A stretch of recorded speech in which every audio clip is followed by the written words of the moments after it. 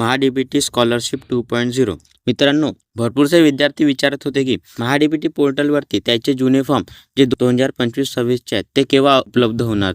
तर ते आता उपलब्ध होण्यास सुरुवात झालेली आहे. तर इथं कोणाकोणाचे हे साईटवर माहिती आलेली आहे आणि कुणाकोणाची याची आहे. तर आपण आजच्या व्हिडिओमध्ये बघू की आपण कशा प्रकारे ती आपली माहिती बघू शकता. तर त्यासाठी आपल्याला या महा आयडीच्या साईटवरती या साईटची लिंक मी आपल्या इथं डिस्क्रिप्शनमध्ये देऊन देणार. या लिंकवरती आल्यानंतर आपल्यासमोर याप्रमाणे हा इंटरफेस येऊन जाणार. तर इथं आपल्याला लॉगिंगचा ऑप्शन दिला आहे. तर आपल्या त्या लॉगिंगवरती क्लिक करायचे आणि त्याच्यानंतर आपल्यासमोर हे 3 ऑप्शन्स येऊन जाणार. तर इथं आपल्याला पहिलाच ऑप्शन दिला आहे नागरिकांसाठी लॉगिंग म्हणून. तर आपल्या त्या ऑप्शनवरती क्लिक करायचे.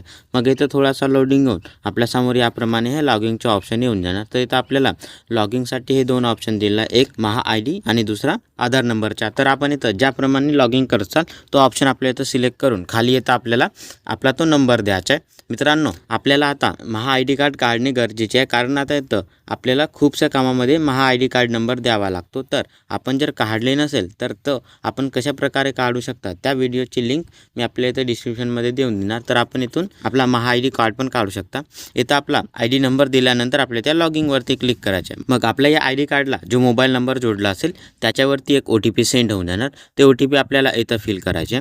OTP फिल केल्यानंतर आपल्या त्या व्हेरीफाय OTPवरती क्लिक करायचे. मग इथं थोडासा लोडिंग होऊन आपण इथे सक्सेसफुली लॉगिंग होऊन जाणार आणि आपल्यासमोर याप्रमाणे हा इंटरफेस येऊन जाणार. तर इथं आपल्याला वरतीच्या माय ॲप्लिकेशनच्या इथं आपल्याला ऑप्शन दिला आहे. तर आपल्याला त्या ऑप्शनवरती क्लिक करायचे.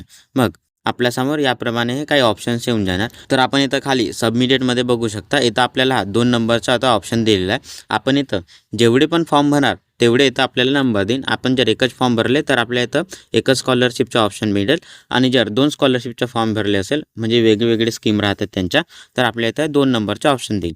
त्याच्यानंतर आपल्या इथे व्ह्यू डिटेल्सवरती क्लिक करायचे आहे. मग आपल्यासमोर याप्रमाणे आपण जो आपला फॉर्म फिलअप केला त्याचे इथं हे इन्फॉर्मेशन येऊन जाणार. आपण इथं त्याची स्कीम नेम बघू शकता, त्याच्यानंतर आपला तो डिपार्टमेंट बघू शकता आणि इथं आपली जो ॲप्लिकेशन आय डी असेल त्या आय डी पण इथं बघू शकता आणि आपण इथं ज्या वर्षाला आपला शिक्षण घेत असाल तो वर्ष पण इथं दिसून जाणार. त्याच्यानंतर इथं आपल्याला स्टडी इयर पण दिलेला आहे आणि आपण इथं ॲप्लिकेशन डेटमध्ये बघू शकता साईट ज्या तारखेला इथं अपडेट होऊन आली आहे म्हणजे आजची तारीख इथं दिलेली आहे. म्हणजे आज आली आहे तर आजची तारीख आपल्याला इथं दिली आहे. पण आपला हा फॉर्म जुना आहे आणि आपण मागच याचा हा फॉर्म भरले होते ते तारीख इथं न येता ज्या तारखेला आपली हे साईट अपडेट होऊन आलेली आहे ते तारीख इथं दिली आहे.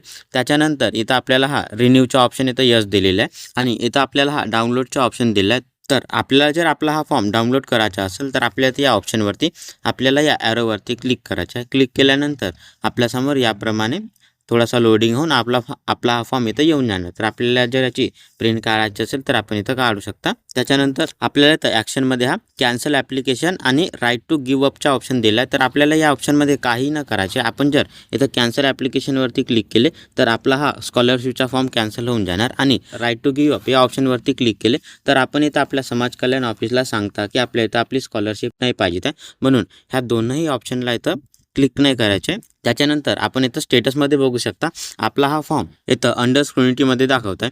जेव्हा की ज्यांच्या इथं फॉर्म अप्रूव्ह झाला असेल त्यांना इथं स्कॉलरशिप पण मिळाली असेल आणि इथं कुणाचा फॉर्म अप्रूव्ह होऊन इथं स्कॉलरशिप मिळाली नसेल पण यांचा फॉर्म इथं अंडर स्क्रुनिटीमध्ये दाखवत आहे. तर आपल्याला इथं काळजी घेण्याची कोणतीही गरज नाही, कारण इथं साईट अपडेट होत आहे त्याच्यामुळे आपल्याला हे सर्व दाखवतं. आणि इथं आपण सबमिट फॉर रिन्युअलमध्ये हा रिन्यू करण्याचा आपल्या इथं ऑप्शन दिला आहे, पण हा ऑप्शन इथं ब्लर आहे कारण इथं रिन्यूचा ऑप्शन आणखी याचा आहे. तर हा ऑप्शन आल्यानंतर आपण इथून आपला फॉर्म रिन्यू करू शकता आणि तो आपण कशा प्रकारे करू शकाल त्याचा व्हिडिओ पण इथं हा ऑप्शन आल्यानंतर आमच्या चॅनलवरती मिळून जाणार. त्याच्यासाठी आमच्या चॅनलला सबस्क्राईब करून ठेवा आणि आणखी काही जे नवीन अपडेट येणार ते सर्व आपल्याला आमच्या या चॅनलवरती मिळून जाणार. तर मित्रांनो, अशा प्रकारे हे आपले महाडीबीटी 2.0ची काही माहिती आहे. आणि आपल्याला जर आमचा व्हिडिओ आवडला असेल तर आमच्या चॅनलला सबस्क्राईब आणि व्हिडिओला लाईक करायला विसरू नका.